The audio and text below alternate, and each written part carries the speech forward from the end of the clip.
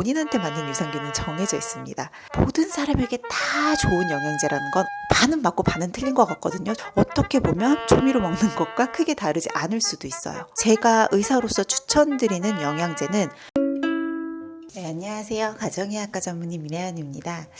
오늘은 여러분들과 뭔가 영양제에 대한 이야기를 좀 해볼까 싶어서 카메라를 켰어요. 사실 제가 가정의학과 의사이기도 하고 또 많은 건강정보 프로그램에서 좀 건강에 대한 이야기들을 하면서 이럴 때 필요한 영양제 같은 것들 소개 또는 영양성분에 대한 소개도 많이 해드리잖아요. 그래서 그런지 많은 분들이 저한테 어떤 영양제가 좋냐, 또 영양제 꼭 먹어야 되냐 이런 질문들 되게 많이 해주시거든요. 그때마다 나름 성심성의껏 대답을 해드리긴 하는데 조금 사람마다 받아들이는 것도 다르고 오해를 하시는 부분들도 있는 것 같아서 그 부분을 좀 정리해서 말씀을 드리면 좋을 것 같더라고요. 영양제 꼭 먹어야 되나요? 라고 물어보신다면 반드시 먹어야 될 필요는 없습니다. 왜냐하면 우리의 몸이라는 것 자체가 사실 자체적으로 어느 정도 필요한 영양소들을 스스로 합성해낼 수 있고, 그리고 뭐 비타민이나 이런 것들은 스스로 합성이 안 되는 영양성분이기는 해요. 그러면 비타민은 꼭 먹어야 되겠네. 사실 대부분의 식품을 통해서 섭취하실 수 있기는 합니다. 그러면 도대체 왜 영양제를 이렇게 많이 팔고 막 먹으라고 하지? 건강한 생활 습관과 식습관을 가지고 계신 분들이라면, 그리고 어느 정도 젊은 나이에 있는 분들이라면 인체 내에서의 대사가 워낙 왕성하고 신체 내에 필요한 성분들을 합성하기 위한 과정들도 원활하게 돌아가기 때문에 특별하게 결핍되는 성분들이 없을 수 있어요. 그럴 확률이 더 높죠. 하지만 현대인들은 너무 바쁘기도 하고요. 또 그래서 적절하게 운동을 하거나 햇빛에 노출도 힘들고요. 또 내 이런 일중 주기에 따라서 생활 사이클을 유지하는 것도 쉽지 않죠. 게다가 옛날에 비해서 먹는 것들도 좀 부실해진 것 같아요. 그러니까 잉여에 넘치는 열량들은 많은데 실제로 그 안에 정말 필요한 비타민, 미네랄 또는 다른 필수 성분들, 뭐 필수 아미노산이나 이런 것들은 부족하게 섭취하는 경우가 더 많은 거죠. 그렇다 보면 사람이 자기도 모르게 피곤함도 더 많이 느끼게 되고, 또 뭔가 면역력도 떨어지는 것 같고 근육량도 딸리는 것 같고, 이런 불편한 증상들을 느끼게 된단 말이에요. 그럴 때 이런 것들을 보충해 줄 수 있는 게 영양제입니다. 다만 영양제라는 말이 조금 두루뭉술하기는 합니다. 우리가 일반적으로 생각하는 영양제는 대부분 약간 약의 개념으로 생각하시더라고요. 하지만 영양제는 어떻게 보면 식품 쪽에 더 가깝습니다. 물론 영양제라고 하는 건 인체 내에 필요한 영양소들을 보충해주는 모든 제제들을 말하다 보니까 일부는 의약품이기도 하고, 일부는 건강기능식품이기도, 또 일부는 일반 식품이기도 해요. 이렇게 종류가 좀 다 다릅니다. 일단 의약품 같은 경우는 가장 효능이 좋다라고 볼 수 있겠죠. 왜냐하면 의약품이라고 하는 건 질병을 치료하기 위한 목적이거든요. 그래서 에비던스가 많다라고 이제 흔히들 얘기하는데 근거가 되는 논문들도 많고 효과가 이미 인정이 된 거예요. 좀 더 특정 성분들이 높은 그레이드의 원료들을 토대로 만들어서 효과가 좀 보증돼 있다라고 보시면 됩니다. 대다수의 영양제는 일반 의약품보다는 아마 건강기능식품 더 많이 드실 것 같아요. 제품을 딱 봤을 때 건강기능식품 마크가 있는지를 확인하시면 이게 일반 식품보다는 그래도 나의 건강 증진이나 건강 유지를 위해 도움이 되는 정도의 등급이구나 확인하실 수 있어요. 그래서 제가 의사로서 추천드리는 영양제는 건강기능식품 또는 일반 의약품 정도의 수준입니다. 사실 생각보다 굉장히 많은 영양제가 일반 식품인 경우들이 굉장히 많아요. 이런 경우에는 이렇게 케이스에 보면 건강기능식품 마크가 없어요. 등급이나 여기서도 이렇게 뒤에 되게 작은 글씨로 일반 식품류라고 많이 적혀 있고요. 대신 앞에 뭔가 마크가 있는데 햇선 마크일 확률이 굉장히 높아요. 이거는 그냥 뭐 깨끗한 제조 환경에서 제조가 됐다는 뜻이지 기능성에 대한 이야기는 아니기 때문에, 그래도 내가 건강 증진을 위해서 또 내 몸에 해가 되지 않고 도움이 되기 위해서 먹는 거니까 건강기능식품인 걸 꼭 확인해 봤으면 좋겠어요. 사실 제가 이제 SNS 같은 거를 보면서 찾았던 게 영양제 필요 없어, 소용없어요, 그거 먹어도 뭐 조미료 먹는 거랑 똑같은 거예요, 이런 얘기들을 좀 봤어요. 반은 맞고 반은 틀린 것 같거든요. 조금은 극단적인 설명이지 않을까 싶어요. 그러니까 그렇게 극단적으로 얘기를 해야지만 사람들이 하고 경각심을 갖고 조금 더 주의를 기울여서 하는 건 맞아요. 예를 들면 콜라겐을 먹었어요. 그러면 콜라겐이 그 상태로 다 흡수돼서 내 피부로 딱 가서 붙는다. 이런 건 아니에요. 원래 음식이나 이런 것들을 먹어도 작은 성분으로 분해된 다음에 이 쪼개진 걸 가지고 혈액을 타고 들어가서 필요한 장기로 가서 그 장기에서 이걸 재료로 내가 필요한 것들을 합성시키는 거예요.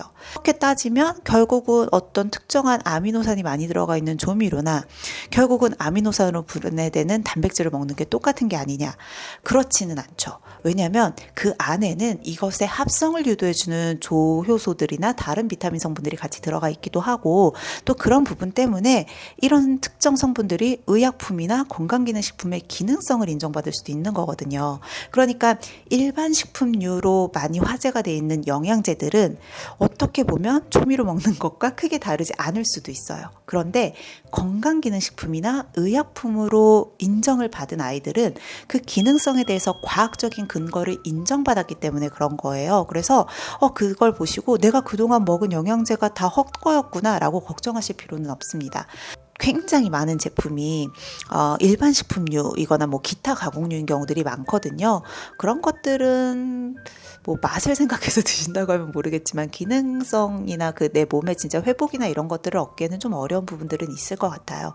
케이스 안에 필요한 정보들이 다 들어가 있습니다. 귀찮고 잘 보이지 않겠지만 케이스에 있는 정보들을 잘 이용을 하시면 더 좋을 것 같습니다. 아무래도 영양제가 내가 부족한 부분을 채워넣기 위한 거다 보니까 아무거나 막 드시면 안 돼요. 그게 무슨 말이냐면 모든 사람에게 다 좋은 영양제라는 건 없어요. 나한테 잘 맞는, 그러니까 내 생활 습관과 나의 불편감에 잘 맞춰서 맞는 영양제를 찾으셔야 되거든요. 저 같은 경우는 제가 20대 때부터 지금까지 꾸준히 챙겨 먹고 있는 건 유산균이에요. 확실히 오랜 기간 유산균을 먹다 보니까요. 저도 중간에 한 번씩 제품을 바꾸잖아요. 본인한테 맞는 유산균은 정해져 있습니다.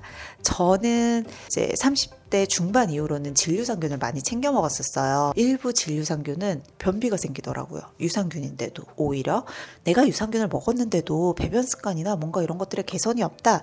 유산균 균주의 종류를 바꿔보시는 것도 도움이 될 수 있습니다. 왜냐하면 소장에 주로 기생하는 유산균도 있고 대장 쪽으로 주로 서식하고 있는 유산균도 있고 또 유산균의 종류에 따라 요즘은 또 다른 기능성이 있거든요. 또 하나 유산균의 효과를 보시려면 먹는 시점이 좀 중요한데요. 프로바이오틱스 유산균의 경우는 살아있는 균이다 보니까 이 균이 얼마나 많이 살아서 나의 장까지 전달되느냐가 중요해요. 그걸 각각의 뭐 캡슐화를 시킨다거나 특허 기술 같은 걸 가지고 있기도 하지만 먹는 시점을 공복에 드셨을 때 위산의 공격을 좀 덜 받게 되거든요. 그래서 아침에 일어나서 뭐 미지근하게 물 한 잔 드셨으면 그 다음에 식사하시기 전에 유산균을 먹는 게 좀 더 도움이 되실 수 있어요.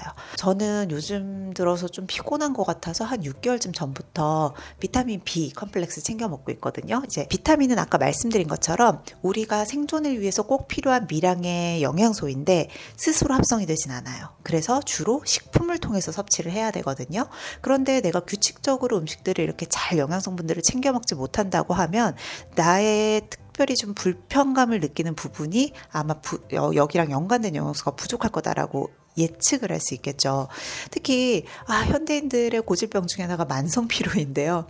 내가 아침에 눈 뜨는 것도 너무 힘들고 자고 일어나는 때도 이렇게 개운한 것 같지 않고 피곤해. 그러면 비타민 B가 도움이 될 확률이 좀 높습니다. 예전에는 피곤하면 커피를 많이 마셨던 것 같은데 카페인을 많이 마시니까 확실히 밤에 잠을 잘 못 자서 오히려 아침 다음날이 되면 더 피곤해지는 경우도 많았고 저는 카페인 좀 많이 먹으면 약간 그 안면마비가 어떤 우측에 눈꺼풀에 떨림도 좀 심해지는 것 같고 해서 카페인을 의식적으로 많이 줄이고 대신에 비타민 B를 아침에 같이 챙겨 먹기 시작했습니다. 마지막으로 자기 전에 제가 하나 또 챙겨 먹는 영양제가 있어요. 마그네슘이거든요. 앞서서도 잠깐 말씀드렸는데 제가 30대 초반에 우측으로 안면마비가 왔었어요. 그때 빠르게 치료를 하긴 했는데 완전히 다 리커버리 되진 않은 것 같고 이게 피곤하면 눈꺼풀이 좀 많이 떨리더라고요.